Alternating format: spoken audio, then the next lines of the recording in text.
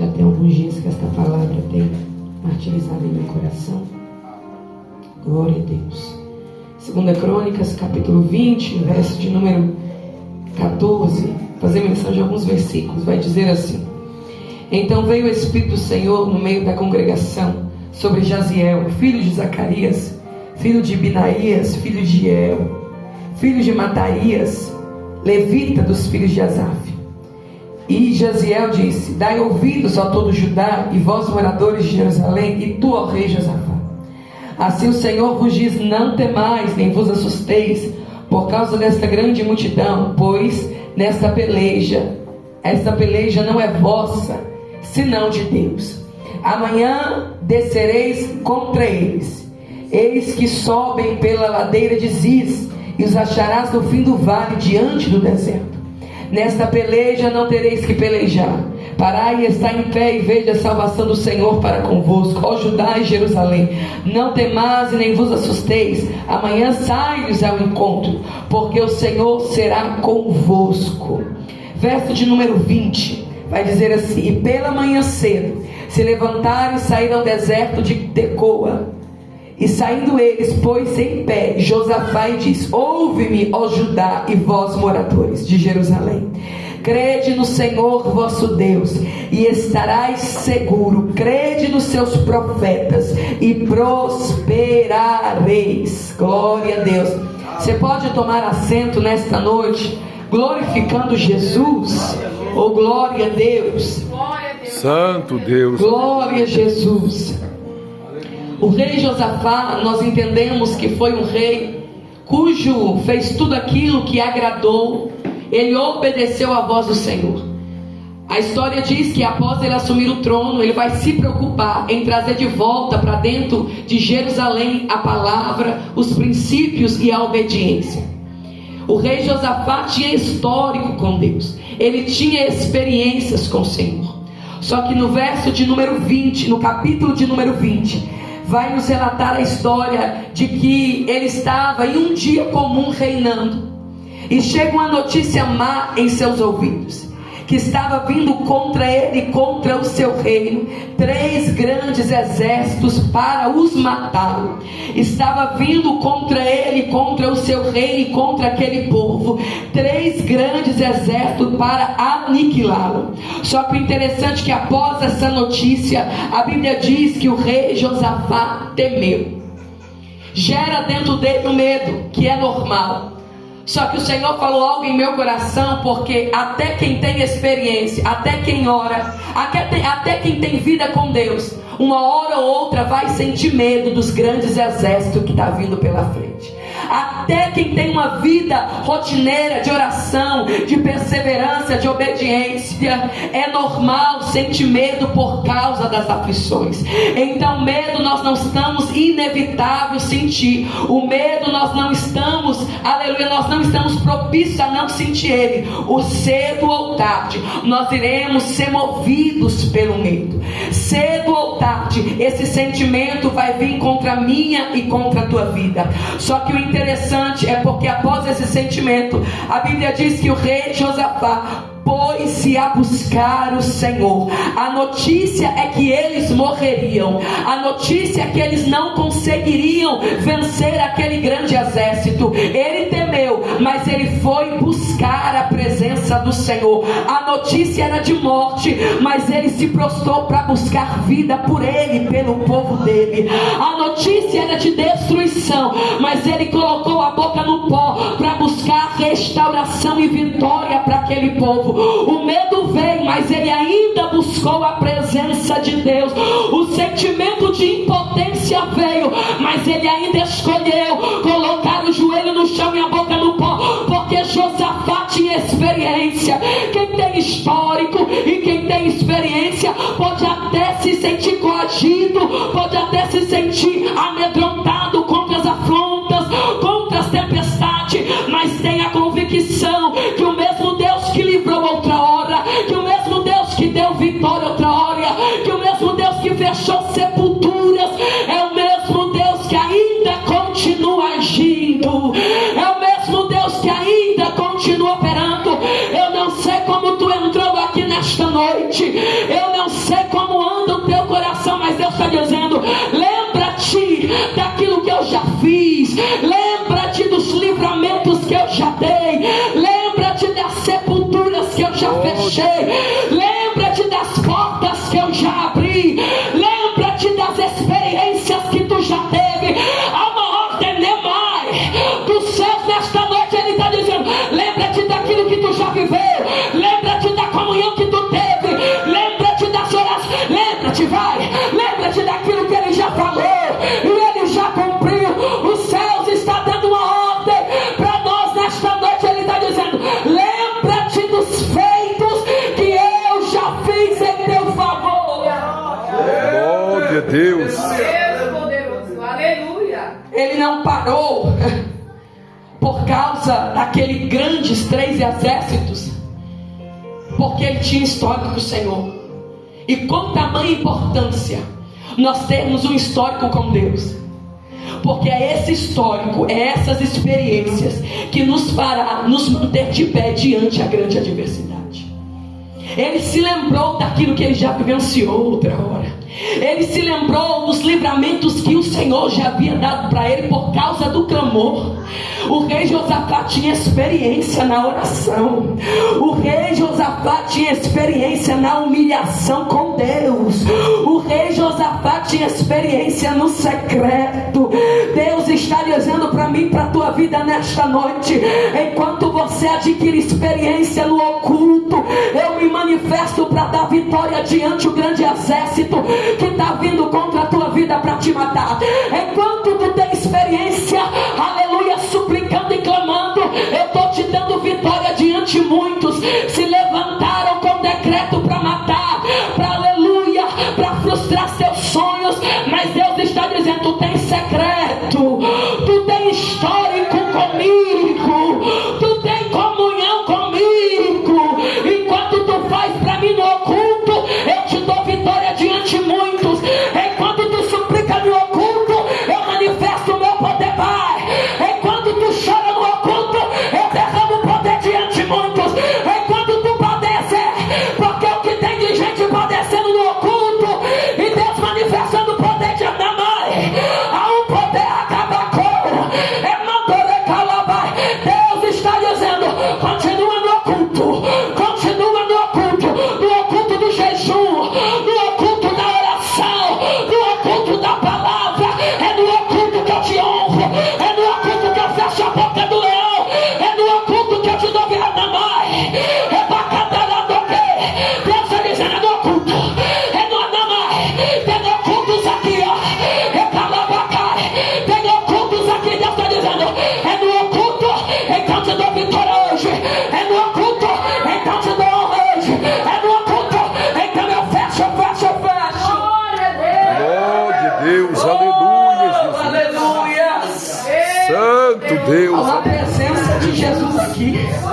Deus. Aleluia. Nemanará surebecaia su. Glória. Necalabai, nós podemos dizer: no oculto ninguém está vendo. Não. O oculto não foi para ninguém ver. O oculto foi para você se manifestar diante da presença e ele se manifestar diante de ti. O oculto não é para você mostrar para ele, para B, para A quem você. Não. O oculto não serve para nos vangloriar. O oculto não serve para nos humilhar diante da presença dele. Entender que ele é o dono da minha vida, entender que ele é o dono da tua casa. Enquanto muitos estão se reunindo, planejando a tua morte, no oculto tu está se humilhando e ele está te dando vitória. Enquanto estão planejando a destruição da tua casa, do teu casamento, da tua, Deus está dizendo: no oculto tu está se humilhando, Josafá. No oculto tu está suplicando, Josafá. No oculto tu está padecendo, padece mesmo. Eu quero que tu padece no oculto, porque diante deles eu vou te dar vitória. Glória a Deus. Oh, aleluia. Oh, aleluia. Eita, meu Deus. Está padecendo no oculto, né? E Deus está dizendo: te preocupa não, continua padecendo lá, continua se humilhando diante da minha presença, continua chorando lá, porque as lágrimas que tu tem derramado lá, eu tenho colhido cada uma delas. As súplicas que tu tem derramado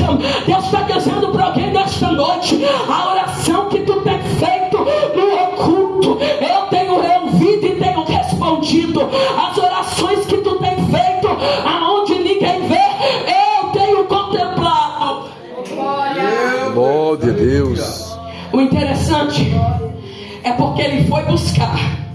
Só que ele não foi buscar sozinho, ele foi e chamou toda a congregação. A Bíblia diz que ele foi buscar o Senhor e apregoou o jejum em toda a congregação. O povo se reúne, o povo está unido em um só objetivo, uma só convicção: clamar para que Deus responda e desça com vitória. O povo está ali com uma convicção e uma certeza que através da oração deles, Deus iria fazer algo. Por quê? Porque aquele povo tinha experiência com Deus. Eu preciso dizer isso novamente: a importância de nós adquirirmos experiências com Ele. E as maiores experiências que nós iremos vivenciar na nossa caminhada com Jesus é no secreto, é no oculto. Aquele povo sabia, eles conheciam Deus que eles serviam. Você está entendendo por que Deus levanta Jaziel no meio da congregação? Aquele povo tinha intimidade, conhecia Deus. Eles não conheciam somente de lábios, eles conheciam no secreto, no profundo e no relacionamento. Eles sabiam que o mesmo Deus que livrou eles, que tirou os pais deles do Egito, era o mesmo Deus que iria livrá-los desses 3 grandes exércitos. O mesmo Deus que fechou sepulturas, que matou aquele povo para eles adquirirem e entrarem na terra prometida, era o mesmo Deus que continuaria dando vitória para eles. Eles tinham convicções, eles tinham uma certeza do Deus que eles estavam clamando. Sabe o problema? É porque tem muita gente duvidando. Eles oraram e não duvidaram. Eles oraram e continuaram convictos na vitória deles. Eles oraram com a certeza de que Deus iria fazer algo. O problema é que muitas das vezes nós oramos e nós não colocamos e não depositamos totalmente 100% a nossa confiança e a nossa dependência em Deus. É por isso que nós temos sido frustrados e temos tido guerras perdidas, porque nós não estamos depositando para Ele a total confiança. Nós não estamos depositando nele a total confiança. O povo está orando. O rei Josafá se coloca de pé no meio daquela congregação. E a Bíblia diz que ele faz uma oração, e essa oração é poderosa, porque o princípio da oração, ele começa a engrandecer e exaltar o nome do Senhor. Ele começa a dizer o quanto o Senhor é grande, o quanto o Senhor é poderoso. Após ele engrandecer o nome do Senhor, ele vai lembrar, ele vai citar em sua oração os feitos que Deus já havia feito sobre aquela terra e sobre a vida dos seus pais. E ele vai dizer: o Senhor nos livrou, o Senhor fez, o Senhor nos deu esta terra. Ele vai lembrar, através daquela oração, as experiências que ele já tinha com Deus. Após isso, ele vai dizer e vai falar: Senhor, os nossos olhos estão postos diante do Senhor. Nós não temos forças. Deus nosso, porventura não julgarás, porque em nós não há força perante essa grande multidão que vem contra nós, e não sabemos nós o que faremos, porém os nossos olhos estão postos diante de ti. Você está entendendo a confiança que eles tinham diante do Deus que eles estavam clamando? Não adianta orar se não confiar, não adianta orar se duvidar, não adianta orar se não tiver fé, porque a Bíblia diz que sem fé é impossível agradar a Deus. Eles estão dizendo: Deus, eu não posso, Deus, eu não faço, Deus, eu não consigo, mas os nossos olhos estão postos diante daquele que ainda faz, aquele que livra, aquele que opera, aquele que mata, aquele que dá vida.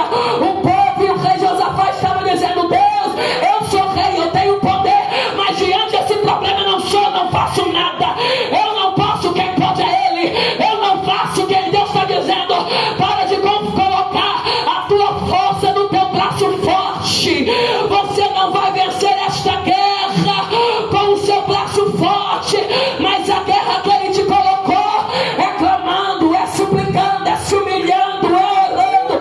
Deus está dizendo: eu coloquei no campo de batalha, eu coloquei no vento, mas é através da tua oração que eu vou te dar vitória. Deus, Deus, aleluia, Você pode adorar Jesus?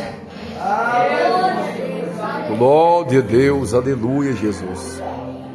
Santo Deus. Quando ele termina a oração, o de repente acontece, algo inusitado e algo inesperado acontece, porque a forma que Deus vai trabalhar na minha e na tua vida é algo inusitado, nós não esperamos. Eles tinham a convicção de que Deus iria trabalhar, eles tinham a convicção de que Deus iria fazer algo, mas a forma que Deus faz é algo inusitado, é algo inesperado. Isso aqui é lindo demais, porque no meio da congregação, enquanto ele orava, Deus enche um servo e ele se levanta como boca profética. A resposta não vem antes nem depois, a resposta vem exatamente na hora certa. Porque o tempo não é meu, o tempo não é seu. O tempo não vem antes, não vem depois, o tempo vem exatamente no momento, na hora exata, como ele quer. O profeta Jaziel podia ter se levantado antes, ou podia ter se levantado depois. Não, ele se levanta exatamente quando Deus quer que ele se levanta. Deus enche aquele profeta para profetizar exatamente na hora certa. E ele traz uma profecia de encorajamento. Ele faz uma promessa sobre aquele povo, e é uma promessa conhecida por todos nós. A promessa que sai pelos lábios do profeta Jaziel é uma promessa que vai decretar vitória para aquele povo. Mas o profeta dá alguns requisitos para que eles vivenciassem essa promessa. O profeta vai dizer: não temeis, nem vos assusteis contra essa grande multidão, estai de pé e vede o livramento. O Senhor está dizendo: eu vou cumprir, eu vou fazer, mas eu preciso que vocês estejam posicionados. Eu vou livrar, eu vou matar, eu vou surpreender vocês, mas eu preciso que vocês estejam de pé e ver o que eu vou fazer em favor de vocês. Quando uma promessa é liberada na minha e na tua vida, nós questionamos alguns requisitos que o Senhor nos ordena fazer. Assim como foi bem dito pelo pastor Luciano: renúncias, o posicionamento, a entrega, a dedicação, desempenho. Uma promessa foi liberada: nesta peleja não tereis que pelejar, mas porém estai de pé e vede o livramento. Quando nós falamos de estar de pé, se levantar, nós estamos falando de posicionamento. O mesmo posicionamento que eles adquiriram na oração dentro do templo era o mesmo posicionamento que Deus estava requerendo daquele povo quando viessem a grande multidão. O Senhor está dizendo para aquele povo: eu vou dar livramento, eu vou guerrear e eu vou vencer essa guerra em favor de vocês, mas eu preciso que vocês estejam conforme eu quero. Há uma ordem de Deus estabelecida na minha e na tua vida debaixo dessa promessa que Ele nos fez. O problema é que muitos querem viver, mas não querem estar debaixo da ordem dele sendo executada.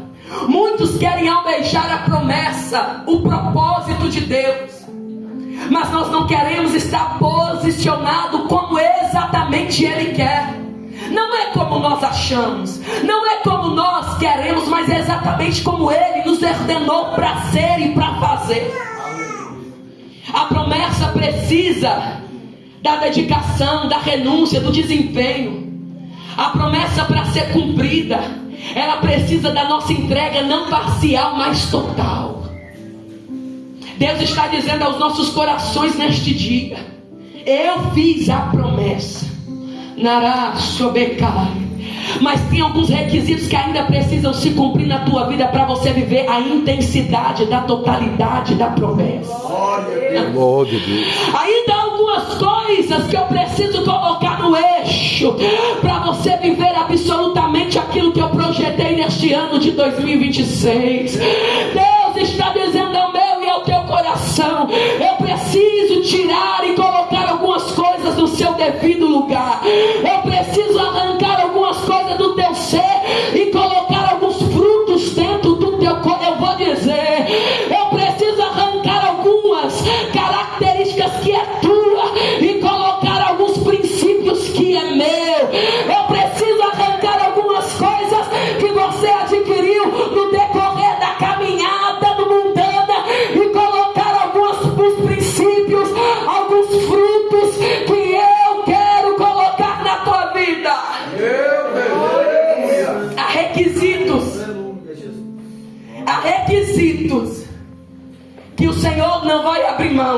vivenciarmos aquilo que tanto Ele prometeu e que tanto nós almejamos viver. A promessa foi feita, vocês vão vencer, mas estai de pé. A história diz que eles vão se adorar, que eles vão, aleluia, glorificar ao Senhor, que eles vão tocar instrumentos glorificando ao Senhor. Eles vão dormir e pela manhã, o verso 20, isso aqui é poderoso, porque o rei Josafá vai se colocar de pé novamente e vai relembrar o povo da promessa. E ele vai dizer: estai de pé, crede no Senhor vosso Deus e estais seguros, crede nos seus profetas e prosperareis. Por quê? O rei Josafá vai se levantar para relembrar o povo da promessa, sendo que a promessa já havia sido feita pela boca do profeta Jaziel. Por que o rei Josafá vê a necessidade de relembrar o povo? Porque é fácil nós acreditarmos na promessa em um ambiente profético. Eles estavam dentro da congregação. É fácil nós crermos a promessa quando a presença está sendo manifesta. É fácil nós crermos a promessa quando tudo está sendo direcionado conforme o nosso querer e a nossa vontade. É fácil. É fácil nós crermos que vamos ser levantados, que Deus vai fazer, que Deus vai... É fácil quando tudo vai bem. É fácil nós crermos na prosperidade de Deus quando o celeiro está cheio. Era Deus dizendo para o rei: ei, se levanta e faz o povo se lembrar da promessa. Se levanta e faz o povo se lembrar que eu vou dar livramento. Porque é fácil crer na promessa quando ela é liberada pelo profeta. É fácil nós crermos que vai ser liberto, vai ser transformado, vai viver, vai ser soprado, vai ser usado quando tudo vai bem. Mas eu quero ver continuar posicionado. Quando você olhar para a direita, para a esquerda, para frente e para trás e não ver saída, só ver a grande multidão vindo para te matar. Eu quero ver você continuar posicionado quando o celeiro estiver vazio. Eu quero ver você continuar crendo na promessa quando o cenário não é mais profético. Agora o cenário é de destruição e de morte. Você pode entender a profundidade disso? Foi por isso que o rei se levanta para lembrar o povo, porque agora eles vão sair do ambiente profético para ir para o campo de batalha. Agora não tem mais profeta para profetizar. Agora não tem mais a glória derramando sobre a vida deles.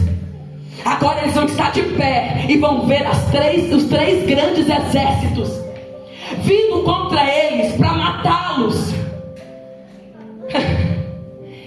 É bom demais nós pularmos, nos enchermos diante de uma promessa sendo liberada por Ele. Mas eu quero ver nós continuarmos crendo na promessa quando as coisas saírem da nossa conformidade e do nosso jeito. Deus está dizendo: eu fiz a promessa no ambiente profético, mas continue crendo nela no ambiente de guerra, no glória a Deus. Eu liberei, eu disse que eu vou fazer, eu disse que eu vou operar, eu disse, e se eu disse eu vou cumprir. Mas eu quero que você continue posicionado e de pé, continuando crendo nela quando tudo estiver ao contrário. Quando Ele falar que vai libertar e quando você vê mais afundado, quando Ele falar que vai libertar, posicionar e você vê mais longe da presença, Deus está dizendo: eu quero a mesma fé, eu quero o mesmo posicionamento, eu quero a mesma determinação, eu quero a mesma entrega, eu quero o mesmo posicionamento, eu quero você buscando da mesma forma. A promessa só é cumprida quando sair da ótica humana. Enquanto eu puder fazer, Ele não faz. Enquanto eu puder realizar, Ele não realiza. Por quê? Porque a promessa de Deus, ela é realizada pelas mãos dEle, não pelas nossas. É por isso que é o impossível se tornando possível. Mas sabe o que acontece? O rei relembra o povo, porque agora o cenário não é um cenário profético, é um cenário de campo de batalha. E o povo vai estar de pé como Deus ordenou. O povo vai estar exatamente da forma que Deus ordenou. O povo vai estar exatamente da maneira que Deus ordenou. Aí sabe o que acontece? Deus cria emboscadas. São 3 grandes exércitos. E um vai se levantar contra outro e vai se automutilar. Eles vão se autodestruir. Você não entendeu isso aqui? Enquanto eles estavam de pé adorando, porque eles não ficaram de pé calados, eles não ficaram vendo o grande exército vindo para matá-los de boca fechada, não. Eles não ficaram esmurecidos, tristes, abatidos, não. Eles ficaram de pé glorificando, exaltando, louvando ao Senhor. Enquanto eles o louvavam, Deus criava emboscada. Enquanto eles louvavam, Deus sucumbia os outros. Enquanto eles adoravam, Deus dava livramento, porque o segredo é esse. Enquanto nós estamos posicionados, adorando, executando o que Deus quer, Deus está movendo os céus e a terra em meu e em teu favor. Deus está abrindo os céus nesta noite para te dizer: enquanto você está posicionado, eu estou guerreando. Enquanto você está posicionado, eu estou lutando esta batalha, porque nesta peleja não tereis que pelejar. Glória a Deus. Você está entendendo que eles vivenciaram não era algo natural? Porque quando é natural nós usamos recursos da terra, mas o que eles estavam vivenciando era algo espiritual. E o que requeria deles era, aleluia, ferramentas espirituais, recursos espirituais. A guerra não era física, não. A guerra era espiritual. Sabe o problema? Nós estamos perdendo guerras, muitas guerras, porque nós estamos achando que é física, que é o homem. Deus falou algo comigo nesta manhã. Ele disse: tudo aquilo, o diabo usa um cenário comum, normal, para nós acharmos que é algo rotineiro. Mas se está gerando em nós incômodo, tristeza, frustração, é uma artimanha dele, usando o normal e o comum para te atingir. Você pode entender isso aqui? O diabo está armando cenários comuns, é normal, é tudo bem. Mas se está gerando em você um incômodo, uma frustração, uma decepção, é o diabo armando. E você está achando é normal, está tudo bem. Não, diabo, não. Ai, araçou. É Deus dizendo: não, para você é normal, mas é o diabo arquitetando para destruir a tua vida. Para você estar na normalidade, Deus está dizendo: não. É o diabo armando para matar, para acabar com aquilo que eu te dei. Então, se a guerra é espiritual, pelo amor de Deus, começa a usar as armas espirituais. E que arma é essa, missionário? A mais eficaz, a mais poderosa: oração, jejum, palavra. Não há outra arma que pode vencer esta guerra. Deus está dizendo: o diabo está pegando um cenário normal para te confundir e para te deixar paralisado. Mas Deus me trouxe aqui como alerta: desperta e volta, desperta e ora, desperta e se posiciona, desperta e faz o que precisa ser feito. Irmão, porque lá sorebecai. Para você é normal, mas é o diabo arquitetando para destruir a tua vida. Você pode entender qual tamanho estrategista é o diabo, a forma que ele trabalha para nos parar. Já tem alguns dias que Deus vem falando comigo através dessa história. Deus disse comigo na madrugada: as guerras que eu tenho permitido você passar não serão enfrentadas com falácias, serão enfrentadas no secreto da oração e da humilhação. Santo Deus. Nessa manhã Deus disse para mim: o diabo, ele arruma um cenário normal, comum, mas toma cuidado, porque o que parece ser comum para você é o checkmate do diabo para te matar. O que parece ser normal para você é o que ele precisa para sucumbir à tua fé. Então nós precisamos nos despertar. Nós precisamos entender que as guerras espirituais são utilizadas com recursos espirituais. A guerra que nós enfrentamos não é contra o nosso esposo, os nossos filhos, não. Porque o dia que eu vou ministrar é o dia que Benjamin Anisté está mais agitado dentro da minha casa. Aí você diz que é algo normal. Você está entendendo?